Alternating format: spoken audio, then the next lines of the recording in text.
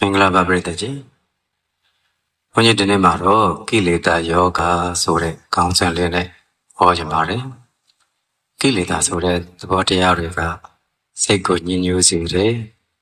ဒါကြောင့်လည်းကိလေသာလို့ခေါ်တယ်ဘုရားရှင်ကိုရောမြတ်ကြီးကဗယသုတ်တံမှာအဲဒီလိုကိလေသာတွေဖြစ်စေတဲ့ကာမဂုဏ်တရားတွေကိုယောဂလို့အမည်ပေးပြီးတော့ဟောတော်မူခဲ့တယ်အဲ့တော့ကာမဂုဏ်တရားတွေဟာယောဂပဲတဲ့။ဘာကြောင့်လဲဆိုတော့ပြစ္ဆုတ်ပံဘဝမှာရောတမလွန်ဘဝမှာရောအဲ့ဒီကိလေသာယောဂတွေကနေမလွတ်မြောက်နိုင်လို့ကာမဂုဏ်တည်းဟူသောယောဂတွေကနေမလွတ်မြောက်နိုင်လို့ဘာကြောင့်လဲဆိုတော့အဲ့ဒီကာမဂုဏ်တရားတွေနဲ့ပတ်သက်ရင်သူကရာဂကို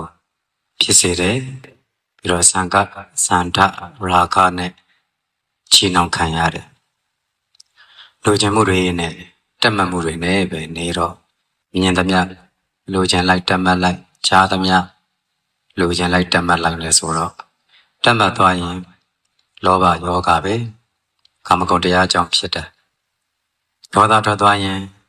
ဒေါသယောဂပဲမသိသွားရင်မောဟယောဂပဲထောင်လွှားသွားရင်မာနယောဂပဲအယူလွဲရင်ဒိဋ္ဌိယောဂပဲအဲ့ဒီလိုမျိုး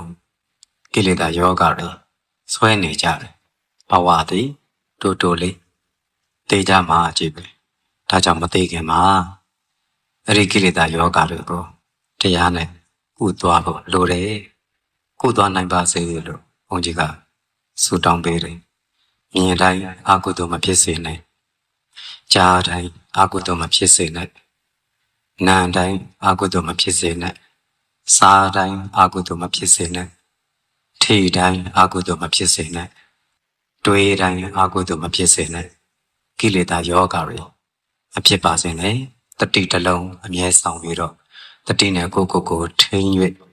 အပေဘေးကလွတ်နိုင်ပါစေဆင်းရဲဒုက္ခတောကပရိဒီဝါတွေကနေလွတ်မြောက်နိုင်ပါစေဆုတောင်းပေးတယ်ကပ္ပသူကပ္ပသားအပေါင်း